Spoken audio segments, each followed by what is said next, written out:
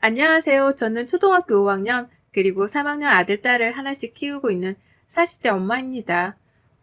9월 중순에 다다라 추석도 끝내놓고 뭔가 한 해를 벌써 마무리해야만 할 것 같은 아리송한 기분이 드는데요. 인터넷으로 인사를 드리게 되니 기분이 색다르네요. 저는 현재 집에서 무직, 하지만 무직 중에서는 가장 바쁘고 정신없는 가정주부라는 삶을 살고 있습니다. 남편은 저랑 동갑내기인데요. 혼자 외벌이를 하며 생활비를 보내주고 있어요. 다달이 100만 원 정도를 말이죠. 처음부터 돈 관리는 자기가 하고 싶다며 생활비만 주는 것을 제외하고는 저에게 돈을 맡기자는 사람이었습니다. 그리고 전 그런 남편의 의견을 존중했어요. 애초에 결혼을 하면서도 남편이 저보다 경제적으로 헐 독립을 하고 있던 상황이었고 저도 그런 남편을 믿었으니까요. 그렇게 저는 지금까지 다달이 생활비를 받아가면서 주부 생활을 하고 있었습니다. 그리고 아이를 낳게 되며 슬슬 한계에 부딪히게 되었죠. 아이가 하나도 아니고 둘, 그리고 무려 대한민국이라는 이 땅덩어리에 살고 있다 보니 자녀를 키우면서 나가게 되는 돈이 꾸준하게 생겨났습니다. 하다못해 어린이집을 보낼 때에도 무슨 숙제나 준비물이 그리 많은지 사소하게 아이에게 사줘야 하는 것들이 늘어났고요. 아이가 친구를 따라 사고 싶다면서 친구의 장난감을 애처롭게 바라보고 울며 뗐을 때에는 마음이 안쓰러워서라도 참다 하나를 사주게 되곤 했습니다. 좀 더 크고 나서는 어쩔 수 없이 학업에 뒤처지지 말라며 학원을 보내게 되고 또 둘째가 태어나면서 첫째 때 썼던 것들을 반복해서 쓰다 보니 돈 나갈 일이 정말 크더라고요. 아무리 제 것에 드는 돈을 아껴가며 모으려고 해봐도 소용이 없었습니다. 들어오는 돈은 매달 한정이 되어 있는데 나가야 할 돈들은 꾸준하게 커갔으니 중간에서 제 똥줄만 타들어가는 중이었죠. 사실 남편은 처음부터 100만 원을 준 것도 아니었어요. 아이를 낳기 전에는 70만 원으로 두 사람의 생활비를 충당하라며 거대한 임무를 맡기는 듯 쥐어줬었답니다. 그때는 뭣도 모르고 그 돈으로 살 수 있다며 부부의 핸드폰 요금에 공과금, 그리고 식비의 관리세, 이것저것 그 많은 지출을 감당해내려 했어요. 지금 생각해보면 똥줄이 타는 듯한 기분은 그때부터 서서히 느끼기 시작했던 것 같네요. 그러다 결국 아이를 낳고서는 도저히 생활비만으로 아이 기저귀 하나조차 사기가 버겁다고 애원을 해서 겨우 100만 원을 받아내기 시작했고요. 천만 다행이었던 것은 남편이 적어도 월급만큼은 큼지막하게 벌어온다는 것이었습니다. 제가 알기로는 세후 600만 원 정도를 받고 있고요. 그 덕에 급한 일이나 큰일이 있을 때에는 남편을 믿고 돈 문제를 해결할 수 있었습니다. 그래봤자 장례식 부조금이라든지 친인척 결혼식 축의금이 대다수였지만요. 나름 여유있게 돈을 벌어오고 있는 사람이었고 저희가 자식이 줄줄이 딸린 집도 아닌 딱 적당한 4인 가정이었는데 남편은 뭐가 그리 불안하고 또 미덥지 못한 건지 돈 100만 원을 제외하고는 저에게 한 푼 주는 것조차 아까워했어요. 아이들이 치킨 먹자고 하는 그 값조차 아까워하는 사람이었으니 쪼잔하다고 보기에도 충분했답니다. 그렇다고 빚이 있는 것도 아닌데 남편은 뭐에 꼭 허덕이는 사람 마냥 꼭 돈을 갚아야 하는 사람 마냥 10,000원 한 장 쓰는 것도 짜증을 내곤 했어요. 곁에서 함께 사는 가족들은 당연하듯이 남편의 눈치를 보고 살 수밖에 없었답니다. 애들은 무슨 죄냐고요. 아직 초등학생밖에 되질 않았는데도 밖에 같이 장을 보러 마트에 가면 몇천 원짜리 하나에도 엄마, 아빠가 이거 싫어하는 것 같아 라고 하면서 사지를 못하게 한답니다. 친구 녀석이 군것질을 하는 것도 그냥 보고만 있다가 저한테 딱 걸려서 제가 마음이 미어지는 바람에 얘를 붙잡고 분식집 안에 들어가 한바탕 분식을 먹인 적도 있었어요. 남편한테 전부 다 말해본 적은 없지만 저 혼자 애들을 생각하면 마음이 아파 돈을 펑펑 쓰고 자책을 했던 적이 한두 번이 아니었답니다. 그리고 이런 문제 덩어리 같은 남편의 모습은 시어머니한테서도 똑같이 보였죠. 네, 바로 저희 남편이 시어머니를 빼다 닮았던 겁니다. 시어머니는요, 남편에게 전략정신을 강요하다 못해 어릴 적부터 아주 주입식으로 집어넣어 교육을 시킨 그 장본인이세요. 시아버지께서 공무원이셨는데 나라 돈으로 받은 월급을 허투루 쓰면 안 된다면서 그 시절부터 미니멀 살림을 하셨다고 하더라고요. 뭐 틀린 말은 아니었죠. 나라 돈으로 받는 월급이니 이왕이면 전략해서 좋은 곳에 필요한 곳에 쓰는 게 잘못된 생각은 아니었으니까요. 하지만 그 정도가 지나친 건 분명했습니다. 제가 시집을 오면서 뵌 어머님의 모습은 아직도 잊혀지지가 않아요. 밥 먹다가 밥풀 조그마한 뭉텅이 하나를 실수로 밥상 위에 떨어뜨렸는데 그걸 가지고 앞에서 얘가 이 아까운 걸 라고 소리를 치면서 바로 집어다가 자기 입으로 집어 넣어버리더라고요. 겨우 밥 하나 가지고 혼이 났던 날이었습니다. 그 후로도 국 먹다 국물 한 방울 흘린 걸로 소리를 질렀고 밥그릇 안에 밥알 하나부터 남겨놓은 걸 가지고도 밥 아까운 줄을 모른다며 한참을 혼내셨어요. 며느리로 이상한 애가 들어왔다고 하시면서 말이죠. 그때부터 지레짐작은 했습니다. 처음엔 먹는 걸로 그냥 굉장히 까탈스러운 분이신 줄 알았는데 이제 보니 전략하는 게 몸에 완전히 배어 작은 낭비에도 민감해하는 것이라는 걸 말이죠. 그걸 알고 나서 보아하니 어머님은 정말 저 같은 평범한 사람이 감당하기에는 힘든 점이 너무 많았네요. 남편도 남편이었지만 그만큼 존재감이 크셨던 어머님도 만만치 않으셨어요. 같은 서울 땅에 살면서 자주 만나며 사는 건 아니었지만 어머님이 저희 애들을 보고 싶다고 자주 찾으셔서 주부인 제가 가끔씩 애들을 데리고 시댁에 가곤 했습니다. 그럴 때마다 전 어머님께 당연하듯이 그 한 주 혹은 몇 주간의 생활비 내역들을 검토받아야 했어요.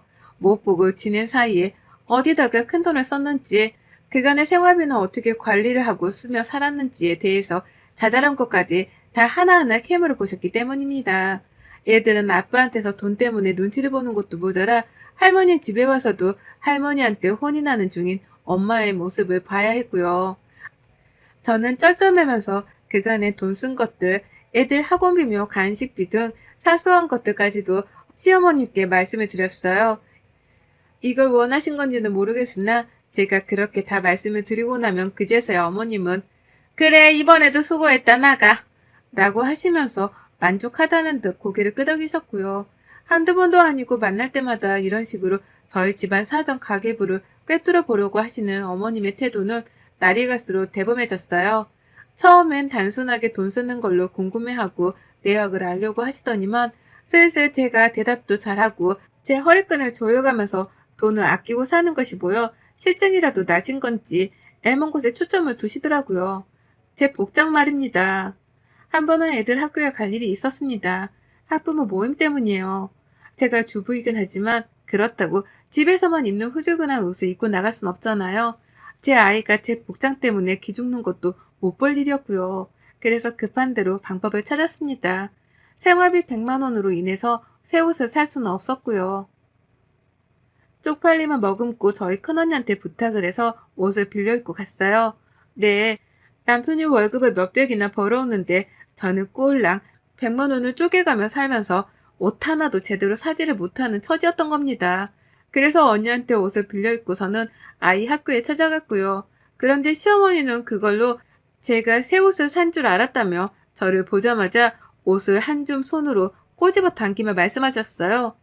너 이거 새로 산 거니? 네가 무슨 돈이 있다고? 라고 말이죠. 옷을 샀으면 돈이 있었으니 샀을 것인데 어머님은 그걸로 다 큰 성인인 저한테 무슨 돈으로 샀는지를 물으셨습니다.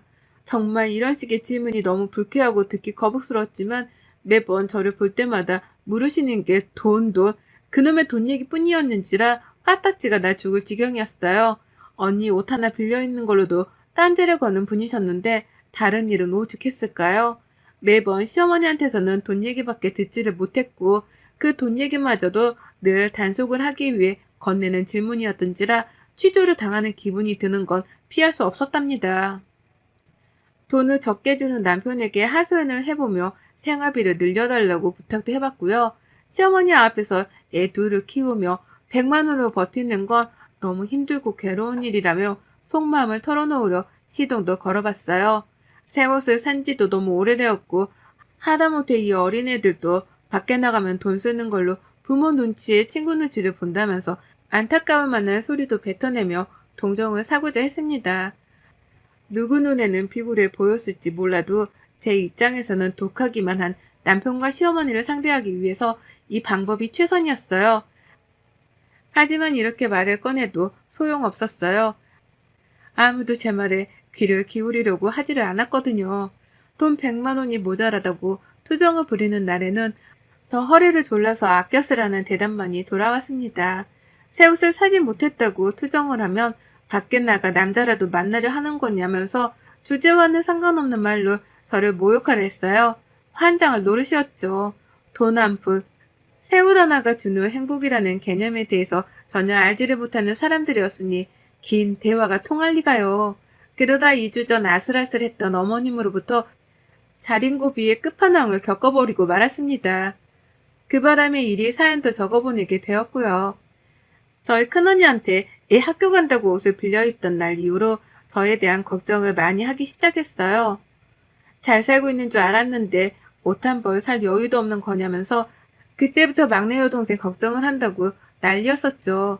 생일 때에는 일부러 현금으로 두둑히 선물을 챙겨주기도 했고 그 밖에 아무 날이 아님에도 불구하고 저를 위한다며 옷 한 벌도 서슴찮게 투척하는 언니였습니다. 제게는 정말 인생의 배우자라는 남편이란 놈보다도 훨 믿음직스럽고 든든한 내 편이었죠. 그리고 저는 그 덕분에 제 옷이 나름 많아졌어요. 언니가 준 현금으로는 당연히 생활비에 보태 쓰느라고 옷을 사지 않았지만 언니가 애초에 옷을 선물로 주면 그 옷을 잘 입고 다녔습니다.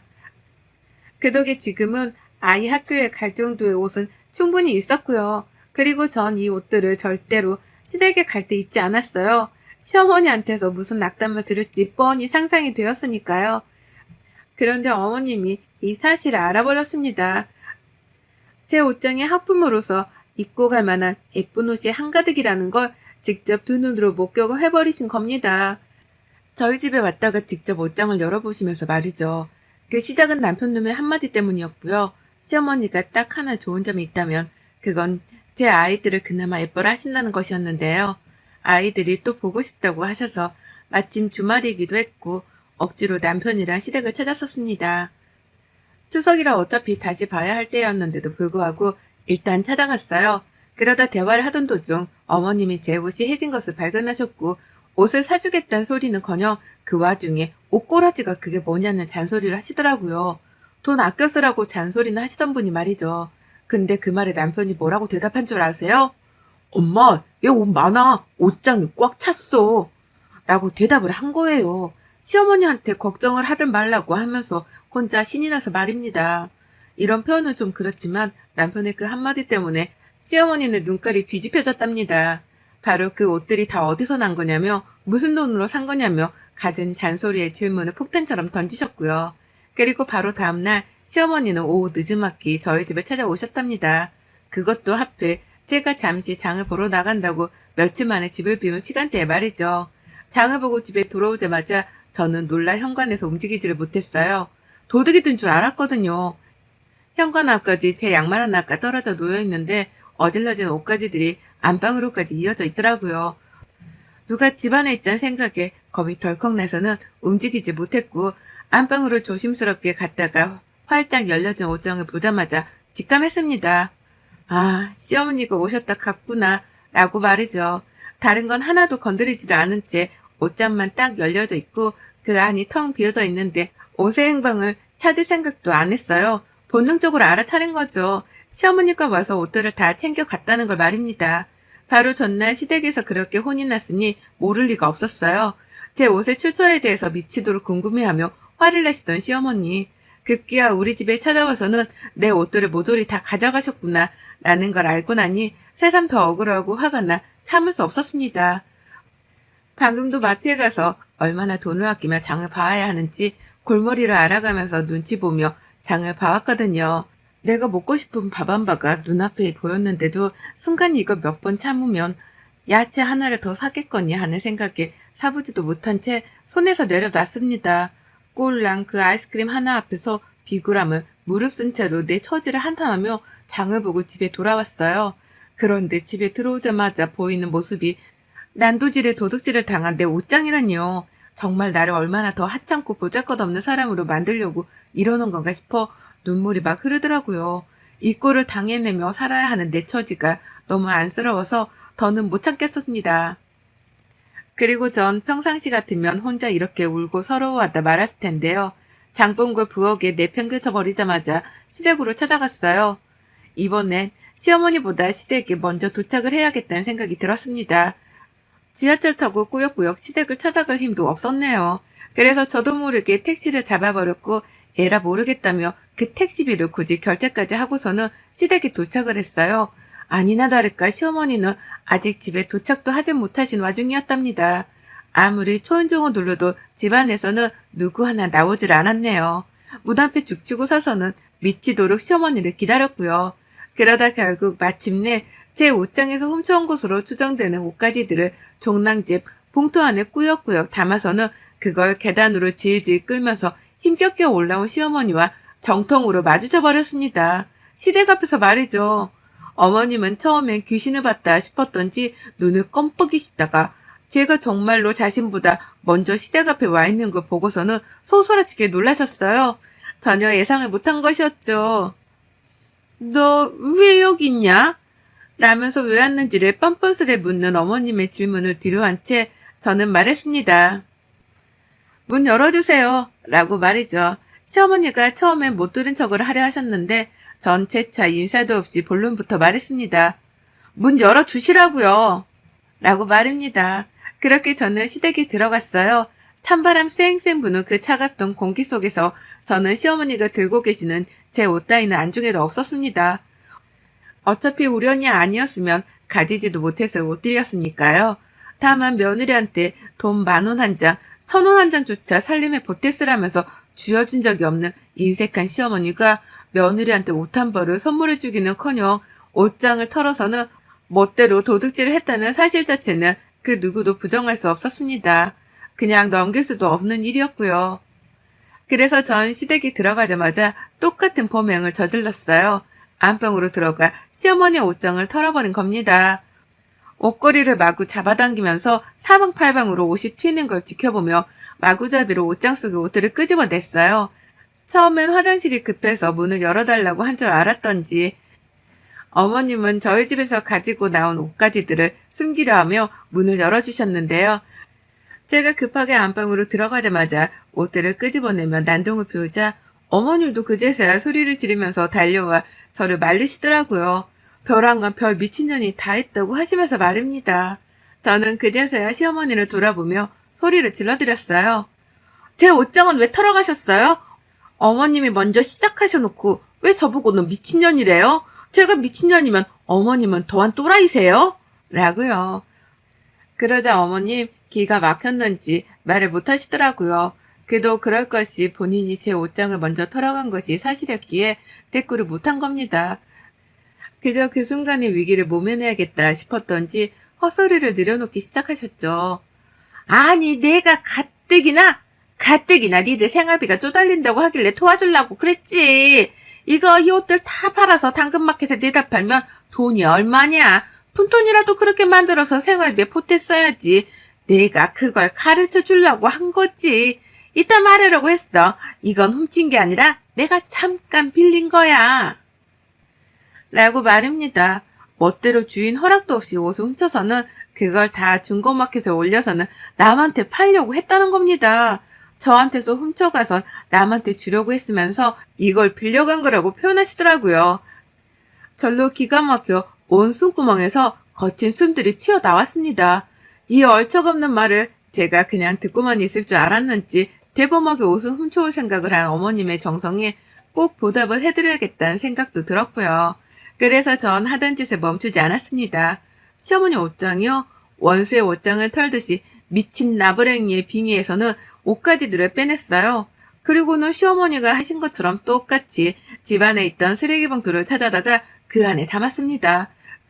그리고는 어머님이 말리려 하는 건 나부랭이 소리를 내가면서 발악을 하며 제쳤죠. 제가 옷을 집 밖으로까지 끌고 나오자 어머님이 그제서야 뒤에서 제 이름을 부르며 소리치시더라고요.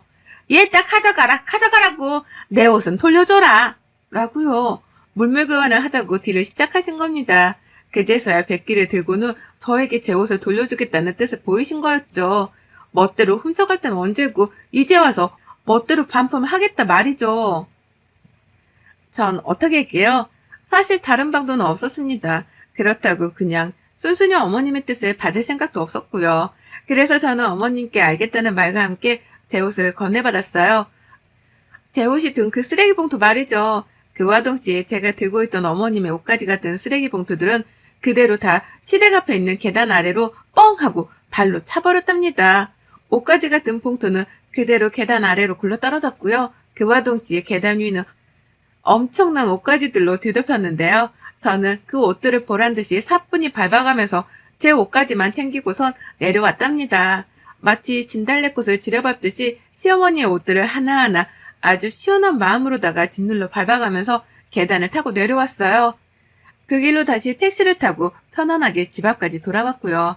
집에 돌아와 옷을 하나하나 다 걸어 넣었는데 시어머니가 과연 자신의 옷들을 도로 다 챙겨서는 옷장 안에 넣었을까 싶더라고요.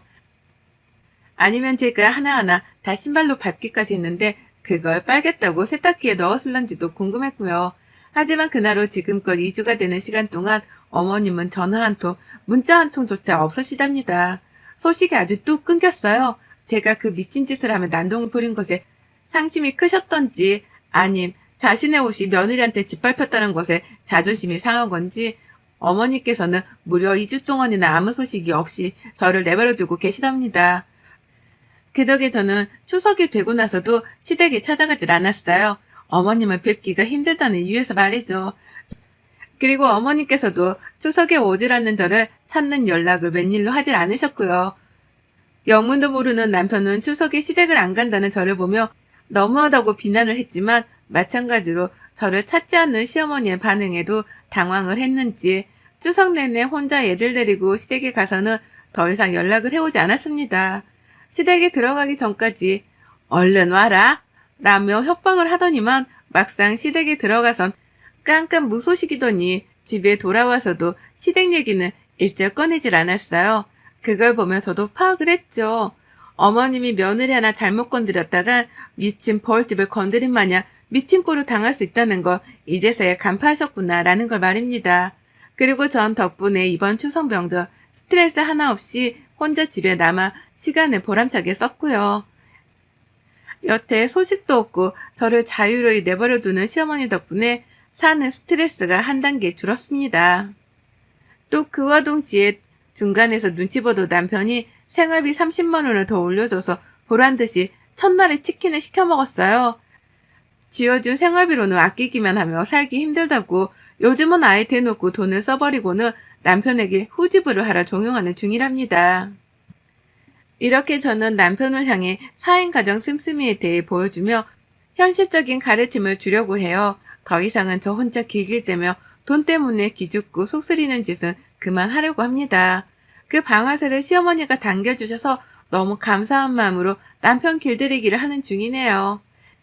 이제야 하는 게 늦은 감이 없잖아 있지만 더 늦지 않은 게 어디냐고요. 여러분의 생각은 댓글로 남겨주세요. 오늘도 시청해주셔서 정말 감사합니다.